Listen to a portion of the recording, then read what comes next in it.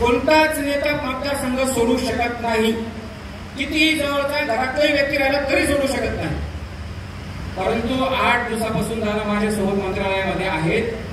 मित्रांनो, शुक्रवार शनिवार सुट्टीचा दिवस असल्यावर सुद्धा मंत्रालय चालू ठेवलं. मी त्यासाठी आज माझा ग्रामसेवक तलाठीची पुढे गेला, कृषी सहाय्यकच्याही पुढे गेला, शिक्षकाच्याही पुढे गेला. होणार एवढंच फक्त होतं. तुम्ही बाकीचं काय केलं ते काही सांगू नका, पण हे काय केलं ते सांगा. आणि मित्रांनो, आणि खऱ्या अर्थाने राज्याचं अध्यक्ष पद ज्यावेळेस मी घेतलं तर ते पद घेण्याचा उद्देशच हा होता.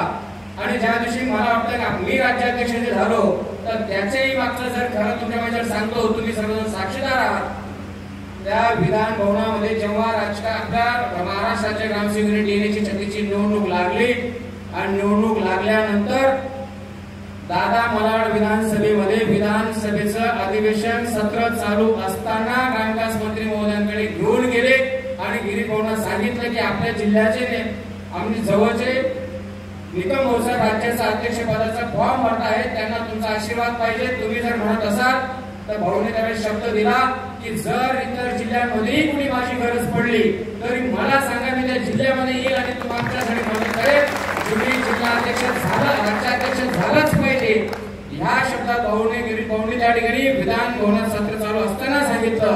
आणि त्या ठिकाणी जो फोटो काढला, कदाचित तो फोटो पुन्हा राज्यात व्हायरल झाला आणि त्याचा परिणाम असा झाला की राज्याची निवडणूक बिनविरोध झाली.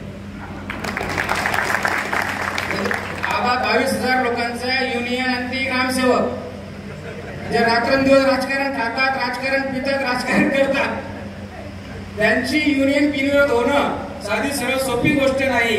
आणि त्यांची युनियन ते एका फोटोने राज्यातली बिनविरोध केली आणि पूर्ण राज्याच्या 34 जिल्ह्याच्या जिल्हाध्यक्ष सचिवांनी जे काही असं त्यांनी विड्रॉल करून दिले आणि ती निवडणूक बिनविरोध झाली. आणि त्या दिवशी बिनविरोध झाल्यानंतर एक चांगल्या मोठी जबाबदारी आपल्याला आली आणि त्या दिवसापासून आजपर्यंत ज्याही ठिकाणी काही अडचण आली असेल रात्रंदिवस फॉलोअप तर नक्कीच घ्यावा लागतो. कारण मंत्रालयाचा विषय असा आहे की फॉलोअप घेतल्याशिवाय कुठलाही काही सरकत नाही. जिथं मी कमी पडायला लागलो तिथं दादांना नेलं, दादा कमी पडायला लागले तिथं मंत्री महोदय स्वतः आले. आणि अशा सिस्टमने तुमच्या माहिती सांगतो गेल्या 2 वर्ष कामकाज चाललं.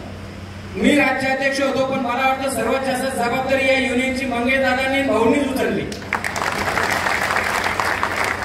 आणि त्यामुळे आज एवढं जे 2 वर्षामध्ये गेल्या 40 वर्षात कामं झाली नाहीत. 40 वर्षात ती कामं ह्या 2 वर्षामध्ये झाली. याचं सर्व श्रेय महायुती सरकारला तर जातच, परंतु त्यासोबत आदरणीय मंगेश दादा आणि आदरणीय ग्रामविकास मंत्री गिरीश भाऊंना जातं. मित्रांनो, कालचा जर तुमच्या माझ्याकडे किस्सा सांगितला, आबा कदाचित इतिहासातलं पहिलं उदाहरण असेल हे असं की शुक्रवारच्या दिवशी मी आणि दादा आम्ही ग्रामीण आपले विकास मंत्री गिरीश भाऊंकडे गेलो. गिरीश भाऊंकडे गेल्यानंतर भाऊंना सांगितलं की आचारसंहिता लागणार, हा विषय पेंडिंग जर राहिला तर काही खरं नाही, हा विषय काही झाला तरी अजेंडावर आला पाहिजे, आम्हाला न्याय मिळाला पाहिजे. भाऊंनी स्वतः सचिवांना फोन केला की मला हा विषय कॅबिनेटला न्यायचा आहे, मला तो तुम्ही काही सांगायचं कारण नाही, मला या कॅबिनेटला विषय न्यायचा, तुम्ही काय करायचं ते बघा आणि मला कॅबिनेट नोट तयार करून पाठवा. बाहेर आलो, दादा मला म्हणाले निकम भाऊसाहेब तुम्हाला आता घरी जाता येणार नाही. म्हटलं दादा मी 6 महिन्यापासून झोपलो, तिथं घरी जायचा विषयच कुठे. या मुंबईला जाऊन घेतलेलं आहे, कारण की सर्वात महत्वाचं दादाही थांबलेत, मी थांबलो. बघा विचार करा, आज 15 दिवसावर लोक आचारसंहिता लागते, म्हणजे हे साधी सरळ सोपी गोष्ट नाही. 15 दिवसामध्ये विधानसभेची आचारसंहिता लागते. मतदारसंघात थांबणं त्यांचं गरजेचं असताना माझ्यासोबत 8 दिवसापासून मंगेश दादा मंत्रालयामध्ये.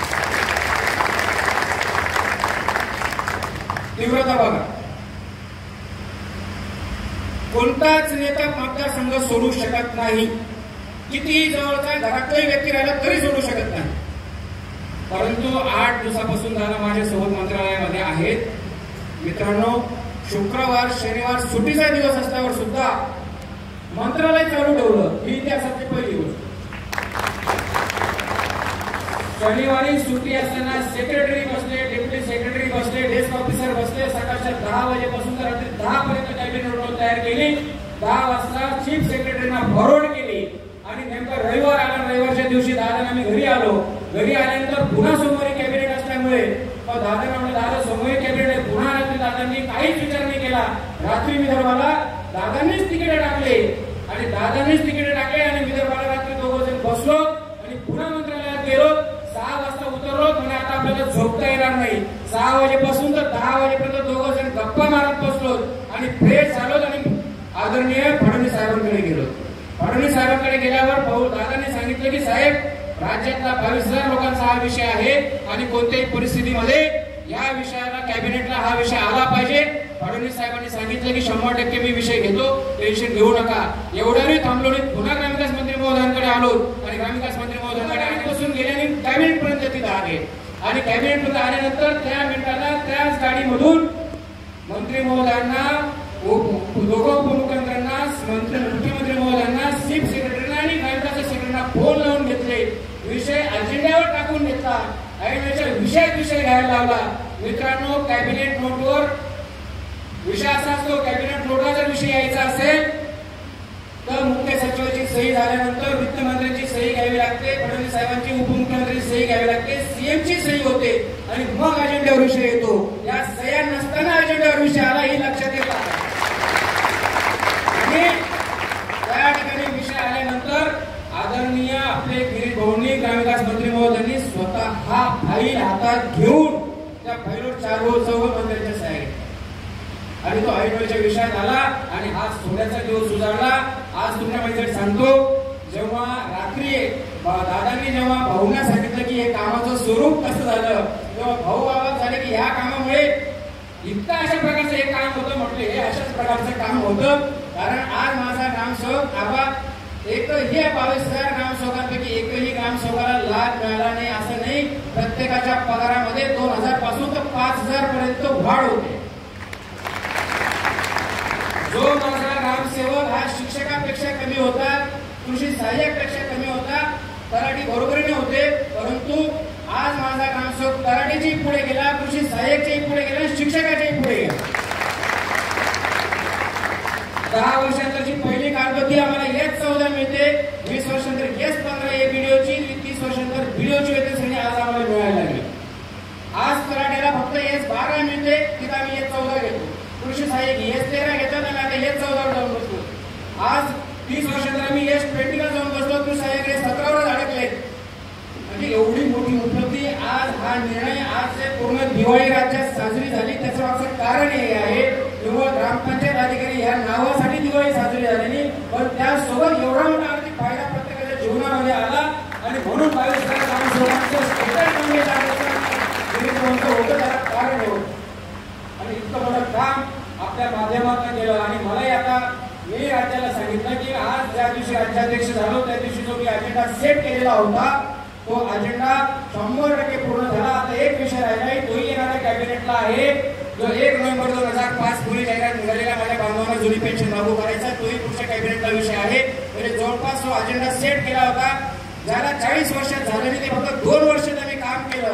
आणि आज खऱ्या अर्थाने महाराष्ट्राचे ग्रामसेवक डेअरी 36 याच्या म्हणजे सुवर्णाक्षराने लिहिण्यात आल्यासारखं खरंच काम झालं.